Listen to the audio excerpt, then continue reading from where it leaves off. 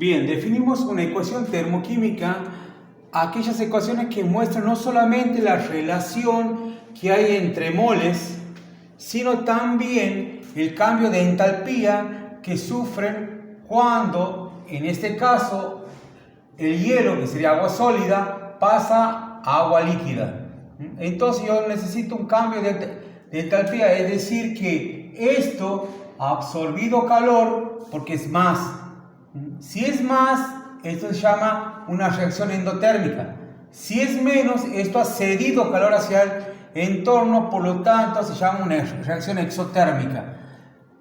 Los coeficientes estequiométricos no solo se refieren al número de masa, sino también nos dan una idea del incremento de entalpía que corresponde cuando pasan desde los reactivos a productos.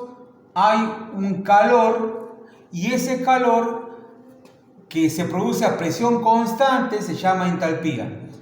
Cuando se invierte la ecuación, o sea, esto se da vuelta, entonces la entalpía sigue siendo lo mismo, pero el signo cambia. Es decir, si pasa de líquido a sólido, la entalpía va a ser menos 6,01. Si se multiplican ambos lados estequiométricos, también se está eligiendo un factor al cual multiplicarse y se multiplica la entalpía por ese mismo factor n. Siempre que se escribe una ecuación termoquímica, no solamente se debe especificar el estado de agregación de los reactivos y productos, sino también con esa guía tenemos realmente el cambio de la variación entálpica que hay. La entalpía estándar o de formación y de reacción son calores que se ganan o pierden en una reacción química. Si el calor es a presión constante, entonces va a ser masa por calor específico por delta de T. El delta de H, o sea la entalpía, se puede calcular si se conociese las entalpías reales de todos los reactivos y productos. ¿Cómo haríamos? Delta o sea, la entalpía de reacción va a ser la entalpía de los productos menos la entalpía de los reactivos. Pero no es posible siempre medir el valor absoluto de la entalpía, sino lo que se mide es la variación entálpica. La entalpía de formación es el cambio de calor que se produce cuando se forma un mol de un compuesto a una presión constante de una atmósfera. Fíjese, si yo voy de A a B, yo voy a tener una entalpía 1. Si uso este camino de A a B, de B a C y de C, vamos a cambiar aquí a D, entonces la entalpía 1 va a ser lo mismo que la entalpía 2 más la entalpía 3 más la entalpía 4. ¿Por qué? Porque es una función de estado. Ahí tenemos que la entalpía 1 va a ser igual a la entalpía 2, que va a ser la conversión de A a B, la entalpía 3 de B a C y de C a D la entalpía 4. Esto es así porque es una función de estado. La entalpía de formación de un elemento siempre es cero. La entalpía de formación de un elemento, o sea, de cualquiera de los 108 elementos que vos tengas en la tabla periódica, siempre va a ser cero. Hay calores que no solamente forman un compuesto, sino que absorben o ceden a otra reacción en proceso. Esas reacciones en proceso puede ser la combustión, o sea, tenemos el calor normal de combustión, que es la variación de entalpía, que se acompaña a la combustión completa de un mol de un compuesto orgánico.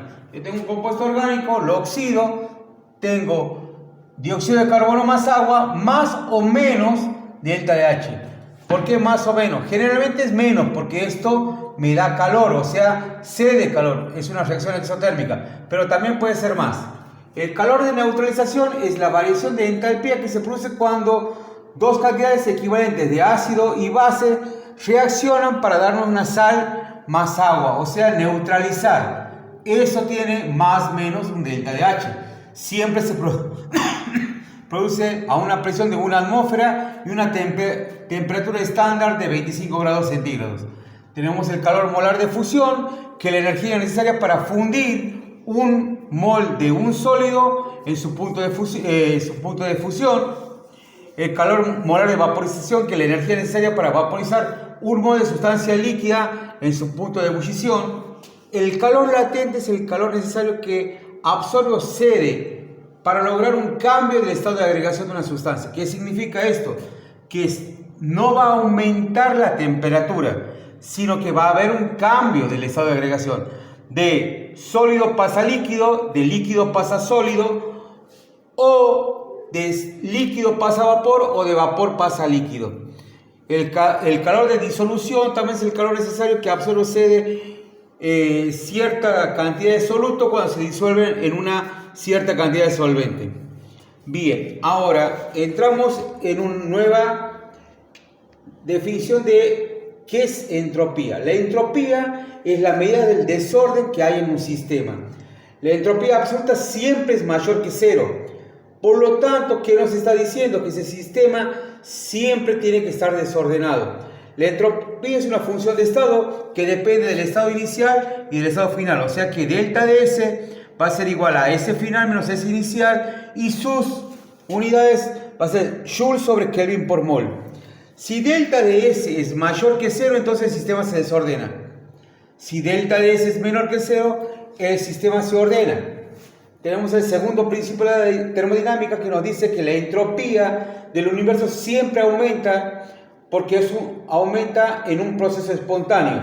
¿Qué significa esto? Que el delta de S del universo va a ser igual a la variación entrópica del sistema más la variación entrópica de los alrededores, siempre me da mayor que 0. Entonces el proceso es espontáneo.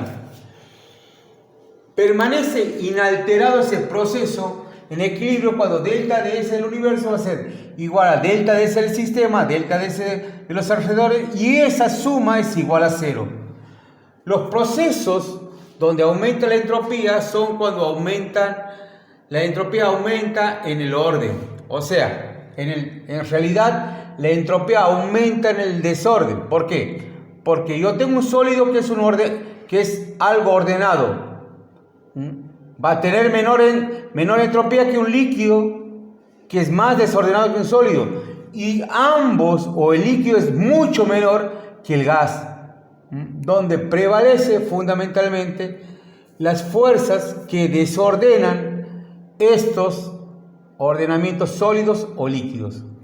La mezcla de sustancia o la disolución de un sólido también en un líquido aumenta la entropía del sistema. La entropía de cualquier sustancia se incrementa cuando la temperatura aumenta, porque al aumentar la temperatura, ¿qué significa? Está aumentando la energía cinética de las partículas que componen el sistema. Por lo tanto, el desorden aumenta. Por lo tanto, la entropía tiene que aumentar.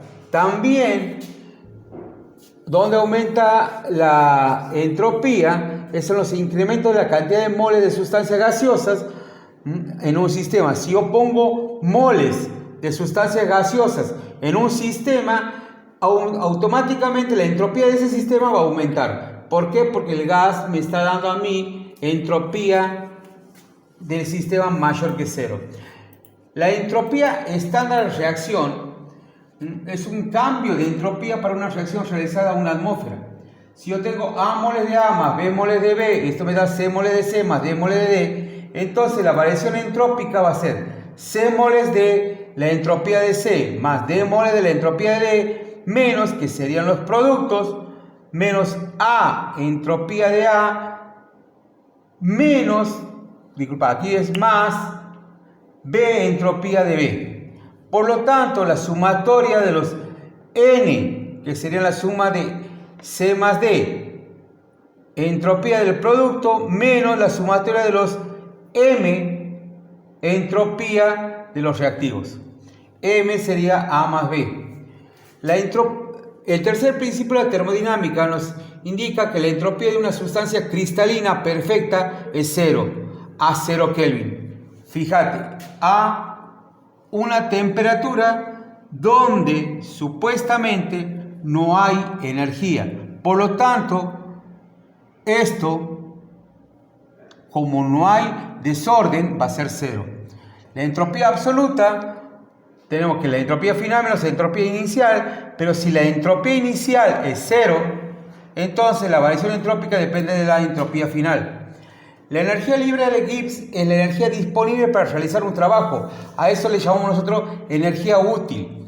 La energía libre de Gibbs es la entalpía menos la temperatura por la variación entrópica.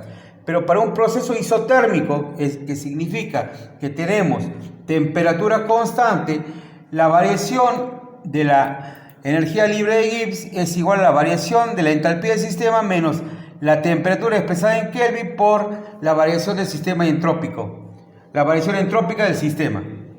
Si delta de G es menor que 0, la reacción es espontánea. Si es mayor que 0, la reacción es no espontánea. Y si es igual a 0, la reacción está en equilibrio. Aquí es una tabla donde nos habla de la entalpía, que es mayor que 0, y mayor que 0 la entropía. Entonces la reacción espontánea se va a producir a altas temperaturas. Si es mayor que 0 la entalpía, pero menor que 0 la entropía, entonces siempre que sea mayor que 0 es no espontánea. Si es menor que 0 la entalpía y mayor que 0 la entropía, siempre menor que 0 es espontánea a cualquier temperatura. Y si es menor que 0 la entalpía y menor que 0 la entropía, la reacción espontánea es a bajas temperaturas.